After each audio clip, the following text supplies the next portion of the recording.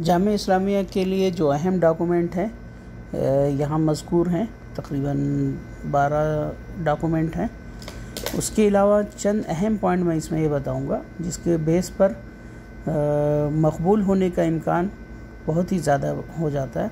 यहाँ सरसरी आप देख लें, आपके पास 12th के सर्टिफिकेट हो, उसकी मार्कशीट हो, आपका कैरेक्टर सर्टिफिकेट हो, आपकी बर्थ सर्टिफिकेट हो, इसी तरह पासपोर्ट हो, 2 असातिज़ा का तज़किया हो या किसी तंजीम का तज़किया हो, इसी तरह मेडिकल सर्टिफिकेट हो, कुरान कुछ याद है तो उसके सर्टिफिकेट हो, ईमेल आईडी वगैरह की ज़रूरत पड़ती, mobile number, passport size photo जिसका बैकग्राउंड वाइट हो, ये सब डॉक्यूमेंट जो यहाँ मज़कूर हैं।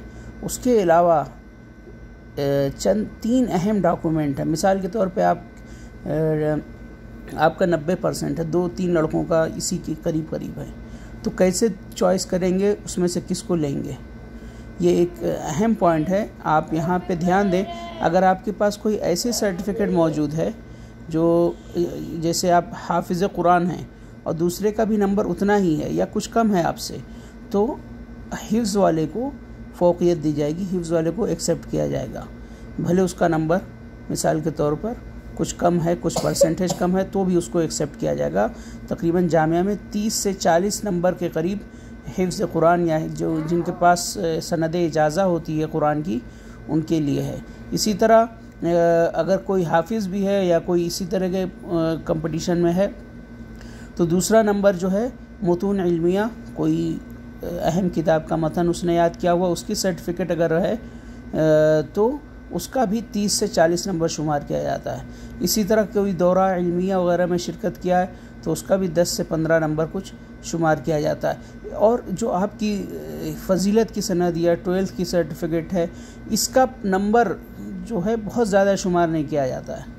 जो अभी मौजूदा सिचुएशन है, ऐसे लोगों को फ़ौक़ियत दी जा रही है जिसका 12th में मार्कशीट या आलमियत और फजीलत में नंबर बहुत ही अच्छा हो, साथ में इन चीज़ों की अगर उसके पास सर्टिफिकेट है तो उसको ही मकबूल या उसको ही कबूल कर रहे हैं। अगर कोई सिर्फ 90% लाया है लेकिन हाफिज़ नहीं है और कोई 80% लाया हाफिज़ है, उसको पहले फ़ौक़ियत दी जाएगी। कोई किसी के पास मुतून इल्मिया की शहादा है, उसको पहले फ़ौक़ियत दी जाएगी। किसी के पास दौरात इल्मिया की में शिरकत की है तो उसको पहले फ़ौक़ियत दी जाएगी। तो आप लोग इसका ध्यान, इसके पास ये सब ना हो तो हो सकता है आपने कभी कोई कंपटीशन में हिस्सा लिया हो, तकरीर में या कोई आपकी एक्टिविटी हो, कहीं आप इमामत कर रहे हो या कोई और एक्टिविटी है, तो उसको भी आप ज़िक्र करें।